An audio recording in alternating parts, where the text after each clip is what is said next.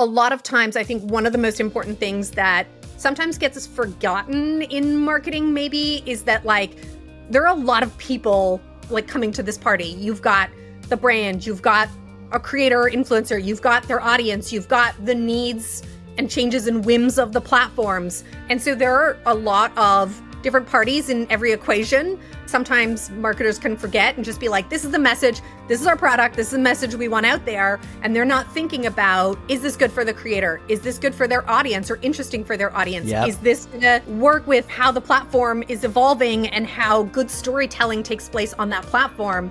And so I think that that's what I bring, or I think a big part of the reason that I'm brought in to help on projects. Explore the minds and marketing strategies behind today's winning brands and businesses. Tap into the power of the creator economy with Earned by CreatorIQ. Here's Conor Begley.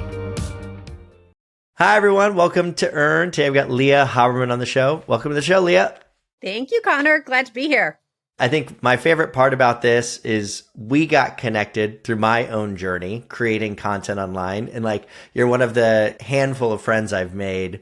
And it's been so fun to watch you, from my perspective, grow your own practice. You are on fire, it looks like. Wow, thanks. You just set a high bar there that I got to measure up to, but I appreciate that. We all have friends that we've made online, right? People we've never met, but that I consider you're in my address book. Yeah, it's a lot of fun. And for those that don't know, Lia, so she is an instructor at UCLA. She teaches courses literally on becoming an influencer, which is the fact that that's a job is just my favorite thing in the world.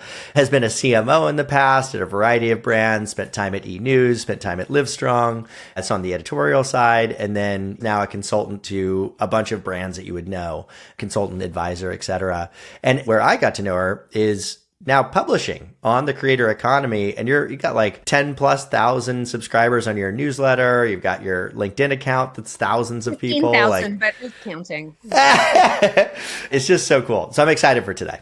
Let's start at the beginning. So you're sitting eNewsroom 2002 as a news editor. Did you imagine that you'd be teaching a course on personal branding and becoming an influencer at UCLA? Was that the plan back then? It was not. Looking back, and I have people ask me all the time, how did you know to jump from digital to social to influencers to hiring influencers and kind of working as a marketer, working in the wellness space, working for creators, starting a newsletter? And looking back, it looks like my path was very intentional. And I wish I could say it was all part of some master plan. It wasn't. I followed a lot of culture and technology and as it shifted.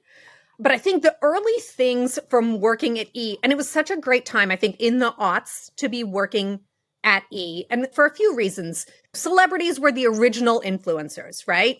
That was who got to talk, who we listened to. But in the aughts, it was shifting. Even before social media, you had people this was the era of Paris Hilton, Lindsay Lohan, Britney Spears, Nicole Richie, all of these people. So you had these young women that were starting to shape the narrative in a way that we hadn't seen before. They weren't influencers yet. I think we called them starlets, celebutantes. We had different names, not always very nice names for these people at this era. But there was a shift where not every message was going through a publicist or a manager. They would go out and do things that would get reported on by TMZ, for example. And they would speak to TMZ and it would be on the website the next day. So they were starting to take control of the narrative. It's easy to look back now and be like, wow, that was so intentional. And I think Paris Hilton, still around, still very smart in kind of the way that she's shaped her career. Maybe like me, it was also a lot of happy accidents that kind of, it seemed like she was taking control of the narrative. Maybe the narrative at the time wasn't great, but at least she was in control of it. The other thing that I got from working at E was I managed the message boards. And that was before you had social media, you had message boards online. And there I really learned the value of community, audience. There might be trolls, but the fandom would come in and fight the trolls, but even the trolls in could gather around something that they loved. So that was super powerful to see, okay, there was a show or an actor that people loved and would gather around. And there was huge power to that. The last thing I think is that I was there for almost a decade, and that was with the rise of social media. There were some actors that were very early adopters. Arnold Schwarzenegger, Arnold Schwarzenegger has been on Twitter, Facebook, Snapchat, TikTok. Like, he is a pro at jumping on a platform, understanding how to use it. Ashton Kutcher, Kevin Jonas of the Jonas Brothers, Channing Tatum. Channing Tatum was very early on Twitter. And we used to do polls on the E! News Twitter handle. And we'd ask, who do you want to see in our like front page spotlight today? We'd do a poll and we'd list some actors. And then after we ran the poll in the morning, we'd go and buy Getty Images or whatever. And that person would kind of have like the prime spot on the website. Channing Tatum, very early on, he doesn't really do this anymore, but this was at the time as Twitter was rising in importance at the time. He would retweet to his followers. Every time Channing Tatum retweeted the poll, Channing Tatum would win. There was like a disproportionate amount, probably around 2010, 2011. Like there was a disproportionate amount of Channing Tatum on the front page of the E! Website. And it was because he would get his fans activated. And so you could have other people on the poll that had more money, more Oscars, even, more social followers. But like Channing Tatum was engaged with his audience. And so seeing the power of that was super powerful to me. And I think it was just a great education in, okay, who gets to control the narrative? Who gets to own the share of voice? Also, tech and culture is constantly evolving and you can't get too tied to any one thing because it's just going to keep changing. And like, who gets to hold the mic? The technology that you use to transmit that story is just going to keep changing. So when I look back, I think it was a really great education or kind of like a good training boot camp for what the rest of my career was going to be. That is so fascinating. I had never thought about that because obviously, like you said, the earliest influencers were all celebrities, right? Because it took a minute for you to be able to be like, I started on YouTube and I got really big, right? It was like, I'm already well known. Now I've started publishing on Twitter and like I can build an audience. So I just never thought about that. But it's like you had front row seat to that evolution, which is super cool. I'm curious. I don't have as much of a lens into like kids that are 18, 19, 20, 21, 22 that are like starting to look at this and going, hey, I want to do that. What is the perspective that your students are coming into these classes with? Now, obviously, UCLA is right in the heart of the entertainment scene. What is their approach? What's their level of sophistication? Like, tell me about the students for a second. It's interesting. So I teach different classes. I teach social marketing. I teach marketing from employing influencers, but then also, like you said, personal branding and becoming an influencer. And what I'm seeing among the students is a lot of what I'm seeing reflected in the industry, especially like at a junior level or like early career stage level, where people come in as marketers, but also want to be influencers or creators or are already. And then the people that are coming in as influencers or creators and want more training in that also want to pick up the marketing skills so that not only for their own careers, but then also because everybody understands that there is a certain volatility to being an influencer or a creator. And I think a lot of people are smart in thinking, I'm going to do this. If it doesn't work out or, in 5 years, I decide like this is not what I want to do anymore. These are transferable skills. I can go be a social media manager, a marketer. From my perspective, that's one of the big things that I'm seeing. I feel like when you say creator and social media manager, those are almost interchangeable at this point. Almost everybody comes into class with a social audience already, whether it's 500 or 1,000 people, whether it's 40,000 or 100,000 people. Everybody's already coming in with an audience, with social accounts, with an expectation that they're going to be online and publishing in some way. I think that's been super interesting. Are they as obsessively following every little update as I kind of expect them to be? Like, I'm like, hey, did you guys hear there's a new YouTube mobile editing tool coming out? And like, they might have missed that. I don't think that they're quite as granular on kind of like every little update.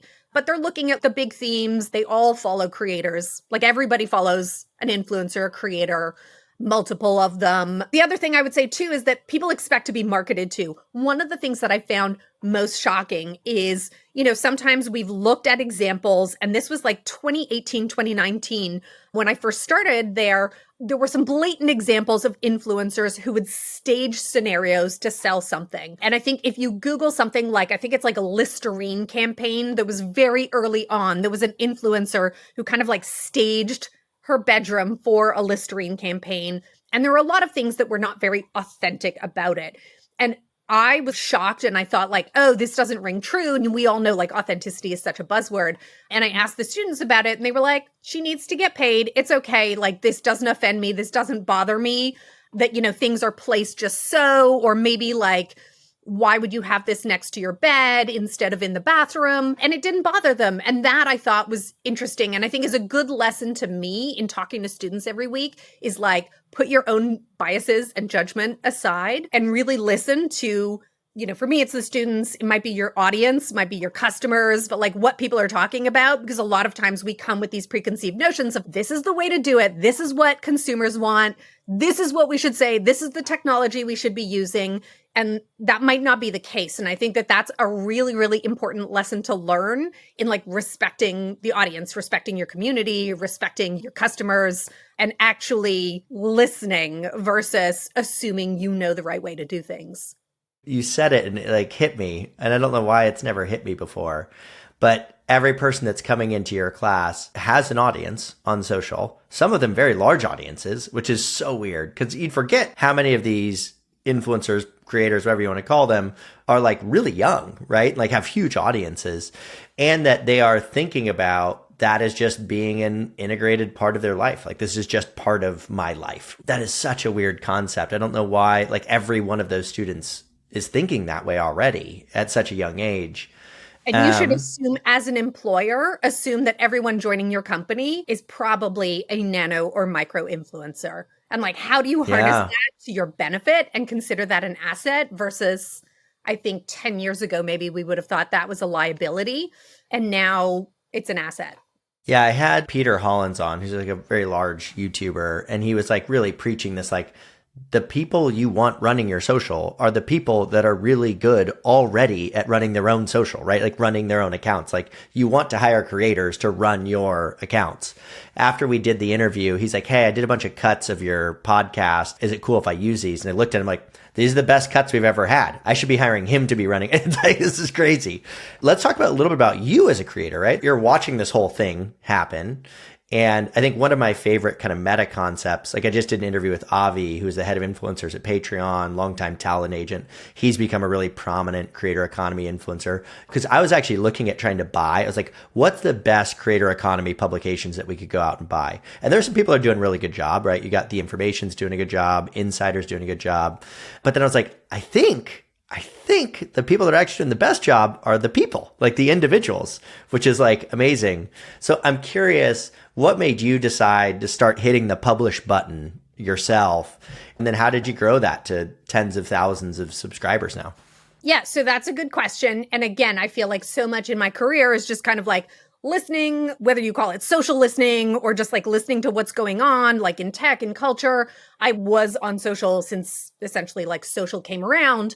There's really two reasons the newsletter started. And I've talked about one publicly and the other I haven't. So I'll kind of share it today. So the first reason was that I had a student who actually now works at Meta. We've stayed in touch. We're friends. She's like a brilliant young woman.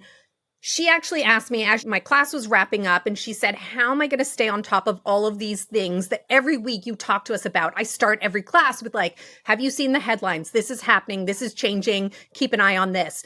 And she said, how am I going to keep up with this stuff? And I thought, okay, well, I put it on Twitter. She wasn't on Twitter, and I thought, okay, how else can I reach her? And a couple of other students had asked as well. So I thought, okay, maybe I'm going to start a newsletter and I'll send out, could be an email blast. Coincidentally, Substack was just percolating into everyone's consciousness. This was in, I would say about 4 years ago. And so I thought, okay, like, let me try this. It's an easy, user-friendly solution. I'll start putting out the newsletter. And it really started as a bunch of bullet points, really as if I was sending an email to a few students, a few clients, some friends, just kind of like sending out a very casual email. Then the other reason that reinforced why I was sending out a newsletter, as you mentioned, I was a CMO for a fitness company that was founded by a creator turned entrepreneur. And I love her, Anna Victoria, wonderful person. I had hired her 5 years earlier for a few campaigns. And then she turned around and hired me. She had a fitness app. She was also launching supplements. So she's a very busy person. She's running this company. She's also an influencer. She was a new mom at the time. And, there were only so many messages, Slack, email, we'd correspond, we'd have a touch base every morning, talk about business or whatever. I couldn't send her messages. I had a lot of thoughts and feelings. I wasn't running her accounts. I was running marketing for her business, but I had a lot of thoughts and feelings about what she was doing as a creator. And I didn't want to send Slack messages or emails every 5 minutes saying, do this, pay attention to this. I think you should be doing this content, focus more on YouTube. And so the newsletter became like a way of seeding information because I knew she read the newsletter. So even though we worked together, again, you don't want to be telling somebody what to do every 5 minutes. And, she's really smart and a great she grew her audience long before I came along. So she knew what she was doing clearly. But I just had extra tips that I kind of wanted to seed with her. And so using the newsletter was a really great way to kind of seed that information. And I've talked to a lot of different corporate clients where people have said, how can we get this message out to people internally in the company and get them to pay attention? And I'm like, create a really great newsletter that everybody wants to read and seed that information in there. And everything I put that I've since moved on, and that's not really the purpose of the email, but it was originally that was one of the reasons for the email. A very sneaky way to get your founder to pay attention. It's everything that I put in there, even now, even though the audience has broadened and there's different people that I'm thinking about, the information's really intentional that is in there. I'm trying to get people to perceive things in a certain way and to think about things, even if it's just a headline and I don't go deep into it. Everything that's in there is very intentional, and everything that's not in there is also very intentional. So I don't want to waste space on Elon Musk and, whatever the latest outrage is, because that's not what I want to dedicate the newsletter to. I want you to be thinking about fractured social landscape, how creators are business people and you're working with them. And there's so many different ways you can work with them. The challenges of affiliate and e-commerce. How's AI going to impact us? There are things that I want you to be thinking about that are going to be very relevant, whether it's in 6 months, a year, 2 years, and let's talk about those things. So I think even from the beginning, it's just been a very intentional message around giving people the information and the confidence to understand what they're talking about. They go into a meeting and they're like, oh yeah, I've seen something about this. I know that this is relevant, or it's probably not that important. So we can this is just a blip versus something that really has a macro trend that really has long lasting impact. That is such a cool evolution. And to your point, I've heard that story before about other newsletters that have gotten to prominence, where it's I just kind of started this for my friends and people I was connected with. And then they're like, wait, I want that too. We actually started our own newsletter. We have a newsletter, but a really good one about 4 weeks ago. And people are freaking out. Oh shit, this is really good. And it's yeah. The thing I told them, we had a newsletter and people kept kicking it down the chain, kicked it down. Okay, it goes from director to this to the okay, now our coordinator is doing the newsletter. I'm what the fuck are you talking about? I'm who are our customers? Who are our people? Our people are professionals. Where do they live? They live in their inbox. That's where they live. And it is literally the number one marketing touch point we have as a company. This should be the highest level possible, right? This should be the place where we invest the most money, the most time, the most effort. And so we started doing it and people were oh shit. So that's awesome. I'm curious, so much power in a newsletter. Yeah.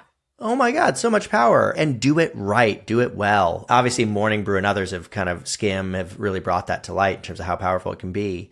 So I'm curious, we've talked a lot about you on the marketing side, the creator economy side, and a little bit on the e-news side, but you had a long career on the editorial side before you ever got to the marketing side, whether it was or you were at Yahoo for a couple of years.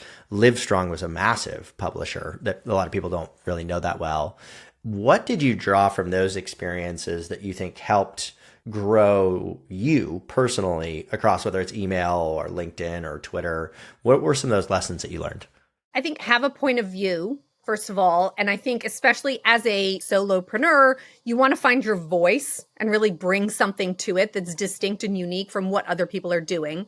I think that's going to be the only thing that separates us from AI written newsletters moving forward is if I'm just delivering information with no perspective, no point of view, no analysis, what's the difference between my newsletter and just a list that you could have almost like an RSS feed or again, an AI generated newsletter. So, and I think that was something very early on. It's have a voice, have a personality, Clearly, if you're working for a brand, like when I was working for E, we had a tone. When I was working for Yahoo, it was a different tone. But there was still always the ability, especially on social. Social was always the easier place to kind of develop that personality. And so think about your social voice or your newsletter voice or whatever as a persona. And just like an influencer, and having worked with traditional celebrities and then with influencers, their personas. Like you don't see all of them, even the people who share their morning routine, their get readies with me, their fit check, whatever. There's still parts of them that you don't see. Like it's a carefully curated persona that shows up. So you really want to like lean into that. Obviously, it should be as honest and authentic and close to the truth as possible, but it's definitely a version of you. And then I think also listening to the audience. And so both from my perspective and then also from working at media brands, understanding what the audience wants to read, respecting that, looking at the analytics, what people are clicking into, never letting your own judgment cloud what people enjoy. And that was something, it was kind of an interesting, I worked at Yahoo. It's been a while now, but when I worked at Yahoo, there was a little bit of a disconnect in like, at that time, there was a decision made to go a little bit more highbrow. There were certain types of stories or people or news that got covered through a lens of trying to, I don't know if it was like compete with like a Vanity Fair, but like looking at that audience. That was not necessarily the audience that Yahoo had at that time or what they wanted to click on the front page. And I think it taught me a really good lesson in, I don't have to like the stories necessarily that people are clicking on, but like if they're interested in finding out more about, I don't know, the Kardashians or something, it's irrelevant whether or not I like the Kardashians. What's important is that people have an appetite for this stuff. And I think you have to respect whether it's a reader, an audience, a community, a consumer, a customer, you got to respect what people want. Clearly, you're not going to let them dictate the business. But I think if you have an already established audience, it does like a huge disservice and disrespect to say, oh, we're pivoting. We don't want those people. If your customer is like a 35-year-old woman from, let's say, Texas or Florida, and you're like, no, we want Gen Z, New York, and Los Angeles. Like it's a huge disrespect to kind of pivot and forget that audience that you already have. Clearly, it depends on like the life cycle of your business. I'm not talking about startup phase. You're determining like, this is who we're going after. I think for more, whether it's legacy businesses or more established businesses, media businesses, you have an audience and you've got to respect who they are and not be like, this is tacky or cheesy or embarrassing. Like, no, we want to go much more highbrow, because it's like, don't disrespect the people who have been loyal to you and who are already existing customers. You can try and incorporate like a new audience demographic that you're going after. But I think it's important to always respect and listen to the audience that you have. Yeah. And I think to your point, follow the signal, right? So like when you're putting stuff out, especially as you're growing an audience, like I started publishing whatever 6-7 months ago. And it's like, as you put stuff out, you get feedback like, hey, I really like this. Like, this is really good. Lean into those things. Now, obviously, like we had Dolma on here, she's become like a really big TikToker. Yeah, she's amazing. The one she got famous for was a Kardashians video. And she's like, oh, like that's now become her audience. And not in a bad way. I'm not trying to make it sound too bad, but we're not bashing on the Kardashians. They're like a hugely influential, very smart family that has made billions of dollars. Yes, exactly. I mean, they're like, in a lot of ways, the face of this industry, right? So anyways, but it is tough, that balance between like, okay, this content worked, but actually, I don't know if I like it that much. Like, it's difficult. I'm curious for you. So 2 questions. One question is, and you talked about it a little bit, from when you first started to today, how have you seen that content evolve? And then 2, I've been really obsessed with this, and this is very well known in the publishing industry, but something that I've recently put words to, but it's this idea of like recurring content franchises, like things that you're like, this hits, I'm doing it every week on the dot. So I'm curious, 1, how has your writing changed? And for you, what are the like recurring content franchises that your people have latched onto that we should look out for? So how's it changed? Well, like I said, when it first started, it was a bullet point list. There were no sections. There were no recurring franchises. It was just a bullet point list of things. So it's gotten more formatted, more thoughtful, I think. I put a little bit more time into it now, especially once I hit that 10,000 threshold. It was like, oh, and I started getting sponsors and I started getting subscriptions, I was like, oh, I need to spend a little bit more time on this, put a little more thought into it. What has evolved for me personally, what I've seen kind of be interesting is at the very top of my newsletter, it's called Roadmap, and it's talking about platform updates. That tends to resonate really well with, let's say, social media managers. So people who are like either social media managers or creators who are like, I need very quickly a recap of what did TikTok, Instagram, or YouTube just roll out that I'm going to be able to start using next week or is going to change the way I talk to my community. And so that kind of appeals to a very specific person. The next section goes a little bit more in depth into whatever, if there's a trending news story or a topic that I think is really important to discuss. That's where I get a lot more outreach from, I would say, executive or leadership level people or people sharing or reaching out about these topics where I've spent a little bit more time. I think a lot of maybe social media managers or creators, they might read that next section, but sometimes it goes too in depth to something that doesn't have like an immediate relevance to the work that they're doing. And so that section tends to resonate more with people who are able to take a little bit of a step back. Maybe it's a CMO, maybe it's a VP, and they're able to take a step back and be like, oh, okay, I want to anticipate not what's coming today, tomorrow, next week. I want to be thinking about, are we getting ahead of where we should be in 6 months to a year? It's kind of interesting. And that's reflected to, I think, just like the different audiences that I speak to on social, that I speak to in my newsletter, like in my career, is that cross section of more of a leadership level, but then also wanting to make sure that I am helping, empowering, and informing the people that are coming up and need to be able to understand what's happening and what are the more tactical things that are going to impact their jobs in the next week or 2 weeks. Totally. I like that. And there's a certain amount of like, you want to feel like you're in the know when you're the social media manager and you have other friends that are social media managers. Like, you don't want to be the one person that doesn't know about the platform update that happened last week. Like, you want to know what's happening like right now. And I think that's an underrated element of things, which is like, you're curating the headlines and the like short blips that I just need to know about this thing so that if it comes up in conversation, like I have ammunition to talk about it. The greatest compliment that I get, people reach out to me on social, people email me, whatever, when people share screenshots of their company Slacks, where there's like a little screenshot of my newsletter and somebody's like, oh, I just saw this. And somebody else is like, oh, I read that newsletter too. Like, those are the moments that make me so happy because I realize like, yeah, it is really important and relevant for those people.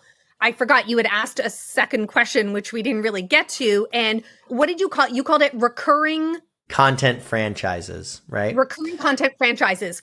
I call it series, but I think recurring content same thing. And I think maybe I just call it series coming from more of an entertainment background and thinking about like TV shows, for example. Huge fan of that. I think it's super important. I think it's important for creators to have series or recurring content franchises. I think it's important for brands to have that. We see customers or consumers, especially like when I was working in entertainment, it's like, that's what people love. They love the familiarity. They love like these recurring characters. Don't make me think it's easy. I know what it is. Like I can come back to it. Like, yeah, I've talked about this in my newsletter for anybody that wants more. And especially if you're a creator and you're listening to this podcast and you're thinking like, well, I've got a niche and I always talk about housewares or, you know, whatever it is that you're like beauty products. That might be a content pillar, but that's not necessarily a series. And a series is going to be something. I always use Remy Bader as an example because she's a really great example. And she has these like Remy's realistic hauls.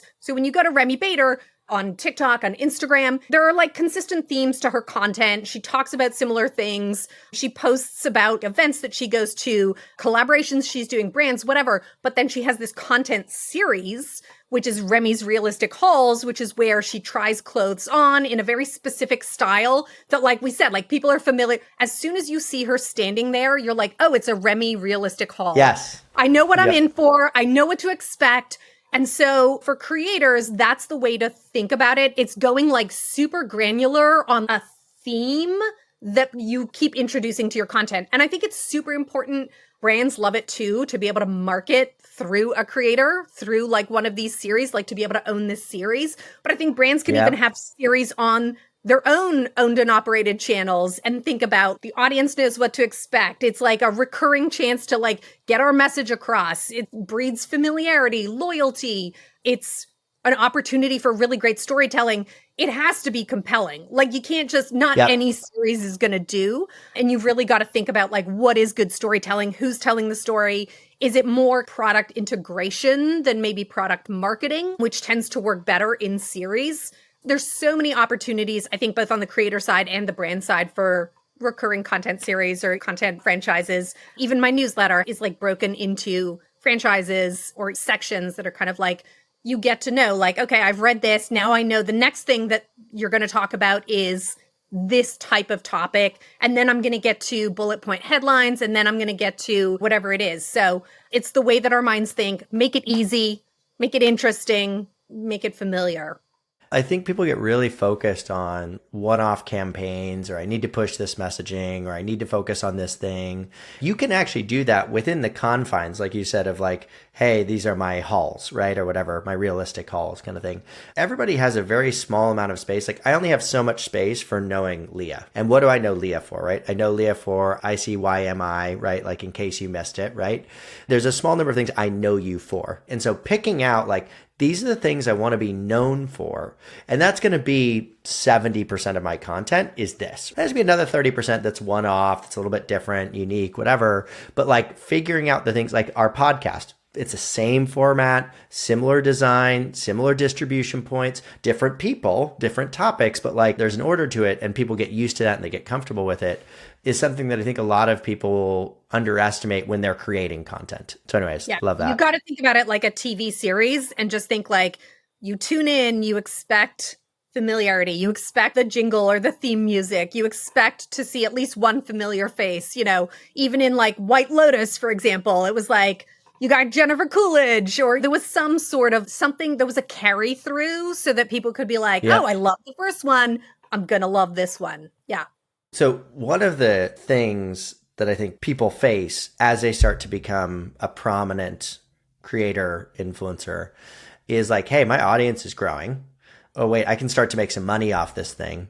Oh, wait, is this my thing? Is this my like full-time thing? Like, am I a CMO? Am I a creator? Like, am I a publisher? What am I?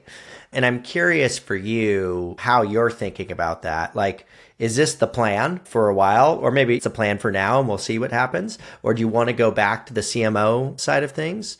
And if it is the plan, or I guess in both cases, I'm curious, how do you think about how it generates money, right? Monetization. Like I would imagine consulting is obviously a big source of revenue, but you mentioned subscribers and there's a bunch of other ways to make money like ads and sponsorships. So would love you to talk about those two things, just how you're thinking about this as a career, and then ultimately how that impacts how you personally make money. So it's really interesting because even though right now I seem fairly entrepreneurial, and I think I've always been kind of entrepreneurial, but always within the confines of a company. I've worked at a lot of, I would say, fairly big companies, you know, mid to large companies my entire career, and kind of was always really comfortable in that environment. I love working as part of a team. I love the resources that come with working with a big company. But now through the pandemic and a couple of layoffs, and the newsletter started getting sponsors, and then it started getting subscribers. Yeah, it's kind of interesting. I had never really thought about, okay, I'm going to do this on my own. So the consulting to me was very similar to, like, I'm a team mascot for the companies that I work for, and I'm probably most comfortable in that environment. However, now that I can see, oh, okay, I could monetize the newsletter both through subscribers or through sponsors, it presents like an interesting option that I had not really considered before. In terms of like proportionally, maybe that's 30% of the revenue coming in versus like the consulting clearly pays a lot more. What that has done is actually make me very sympathetic to creators or to influencers. Anytime any of the platforms comes out with like a subscription feature, it's very, very hard to grow paying subscribers. You can grow followers when there's no money involved. It's very easy to grow followers. It's much harder to grow paying subscribers. And I'm not sure also that that's where I want to make my money. So I'm super grateful for the people that support me, but ultimately I know that companies have a lot more money. And I think especially for when I'm talking to influencers or advising like influencers, creators, the brands have the money. You can get paying subscribers, but if you're not able to scale that to like a Mr. Beast or an Alex Earl kind of level, it's never going to be like a meaningful source of revenue. The brands are the ones with money. And so that to me is kind of like a smarter play. So I think, again, super happy and grateful to the people that have supported me, to the sponsors that I have so far in the newsletter. You have to pick a direction, I think, for where to focus your efforts. And to me, you've got to look at who has the money, what is like a stable, recurring source of revenue. Yep. And to me, brands and consulting is a more potentially lucrative, stable source of revenue that I want to focus my efforts on. Doesn't mean I'm going to not have paid subscribers, not have sponsors. I just see more stability. As a creator, it depends like where are you at in your life? Where are you at in your career? Like how conservative or not are you with your finances? So I think it's just understanding like who you are and what is going to make sense for you and then making sure that you're doing that. Of course, everybody should diversify their revenue streams, especially if you're a creator. You want to think about like, okay, there are a lot of different ways that I can make money. But again, brands have money. And so that's the way that I think about it. Whether or not I would go in-house, I'm open to it. So recently, I've been consulting for a lot of different companies now for years. Recently, somebody asked me to write a version of my newsletter for the marketing team in-house. So take it to more of like a B2B product while still keeping all of the culture and the analysis that kind of I bring to my newsletter. So that was a really interesting development that now makes me think like, that's kind of an interesting, not every company is going to be able to do that clearly, but I think for the ones that I'm interested in working with, that all of a sudden becomes like a really appealing option. I'm always going to keep a version of my newsletter out there. I feel really strongly about helping people that maybe are in the early stages of their career, helping them get a leg up, sharing information with them, making sure that they have like the knowledge and the confidence to be able to go into meetings and sound like they know what they're talking about. That's just important to me from a purpose-driven sense. But in terms of what fulfills me creatively and financially, it's working more closely with larger companies that need that perspective, that outside perspective or analysis or critical thinking about the industry and about where things are going. A lot of times, I think one of the most important things that sometimes gets forgotten in marketing maybe is that like there are a lot of people like coming to this party. You've got the brand, you've got a creator, influencer, you've got their audience, you've got the needs and changes and whims of the platforms. And so there are a lot of different parties in every equation. Sometimes marketers can forget and just be like, this is the message, this is our product, this is the message we want out there. And they're not thinking about, is this good for the creator? Is this good for their audience or interesting for their audience? Yep. Is this going to work with how the platform is evolving and how good storytelling takes place on that platform?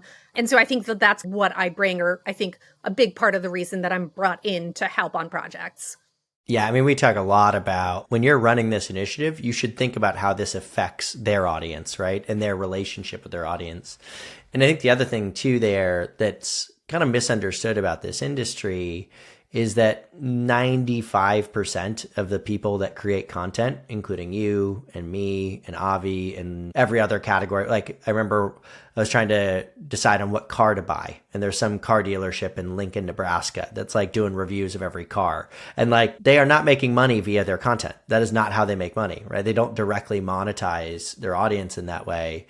They make money, they use it to support another business. Or like, there's a real estate agent that's become like a very prominent real estate agent in New York and had no background in it. And all he would do is shoot really cool tours of these massive mega mansions. And that would be the way that he'd help sell the mansions, right? Is like essentially a marketing tour for the mansion itself, but he built up a big audience doing those. And so it's fascinating to see how that evolves. I'm curious, as kind of a wrap-up question. So you've had a lot of perspective. You talked to a lot of brands. When you look at the brands that have done a really good job, kind of a best-in-class job at working with influencers, how would you describe their approach? How would you describe how they're working with creators? The first answer is like start 10 years ago.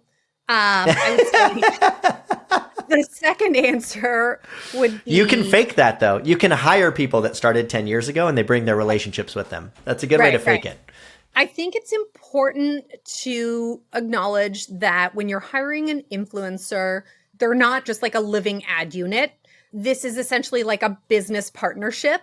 And there are going to be influencers who deliver different results for you. So like one is like respecting the influencer relationship as a business partnership and treating it accordingly versus just, are we going to run a Facebook ad or are we going to like plug something with this influencer who's going to promote us and like call it a day? Influencers now touch so many different parts from PR, marketing, content production, sales. There's so many different areas where you can incorporate influencers or creators that I think you really have to like, it's not a one size fits all solution. You have to respect them as business people. I've been very lucky in all of the creators that I've worked with, or like the 99% of the creators I've worked with have been super smart, entrepreneurial, mostly women. And a lot of them have gone on to start their own businesses. So like these are very smart entrepreneurial people. They're going to start their own traditional businesses that may even compete with yours one day, like work together with them, create a collaboration, a partnership where you're supporting each other's efforts versus thinking of them as the talent or just like the mouthpiece for a message. And then I think the other thing is getting really aligned internally on what an influencer can do for your business. And again, because it's not a one size fits all, I think sometimes, people are hoping to drive sales and they're not seeing those conversions, whereas the influencer that you hired and the type of content that they produce was really great for awareness, but wasn't necessarily going to convert. And so I think it's super important. I feel like this is where a lot of the disconnect comes in expectations between different people in the team of like, what is this influencer going to do for us? And you've got people who are going to create really engaging content. They're like trusted amplifiers of your message, really great for top of funnel. And that's a certain type of person and a certain type of content that is going to check that bucket. You've got people that are going to create great content, maybe nano or micro influencers that could create content not only for their channels, but also for your channels. And so thinking about them more as content creators for you. And then you've got the people that convert. But people that convert are very specific type of people. And I don't think somebody that's great at awareness is not necessarily great at conversion. You've got unicorns, like I'm thinking of Alex Earl and how well she does for the beauty business. Like, yes, Alex Earl is one of those rare people that can probably drive awareness, drive conversions all the way down, top to bottom of funnel, magical person. But there's only one of her or, maybe 10 of people like her that are able kind of to do that top to bottom.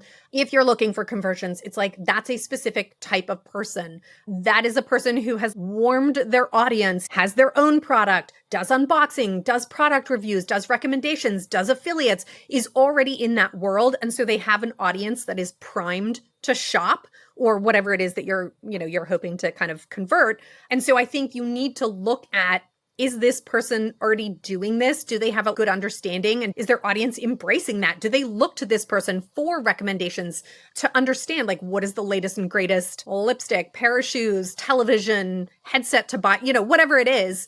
And those are the people that you need to work with if you're looking to drive conversions. So I think it's really important to be aligned internally on like what you think an influencer can do and have realistic expectations about the person you choose, the campaign, the type of content that gets produced. The people that you look at, Amazon Live, I'm sure even like TikTok shops, the people that are really good at live stream e-commerce are not necessarily the people that are good at, they don't have the most followers maybe. They're not the people that you go to for the most entertaining content. So again, I think there's this understanding or expectation of an influencer that we set like 5-10 years ago of like, it's this type of person and this is what they're going to do. And I think it's just evolved so much and individual creators have evolved so much in what they're able to accomplish for you that I think it's really respecting the fact that different people have different skills and they're going to be able to help you accomplish different things. And so internally, you've got to be aligned. You've got to have the team members that are working with these different types of creators or influencers. And so that you can actually achieve what it is that you're hoping to do. Well, Lia, I really appreciate you taking out the time and congrats again on all the success that you're having. I'm excited to continue following and reading myself and encourage everybody else to listen in too. And I'll see you in LA next week. Yeah, thank you. Always good to talk. All right. Bye, Lia. Bye. Be a friend, tell a friend, and subscribe. Earned by CreatorIQ. CreatorIQ is your all-in-one solution to grow, manage, scale, and measure your influencer marketing program. Ready to unlock the power of the creator economy? Get started with a demo today at CreatorIQ.com.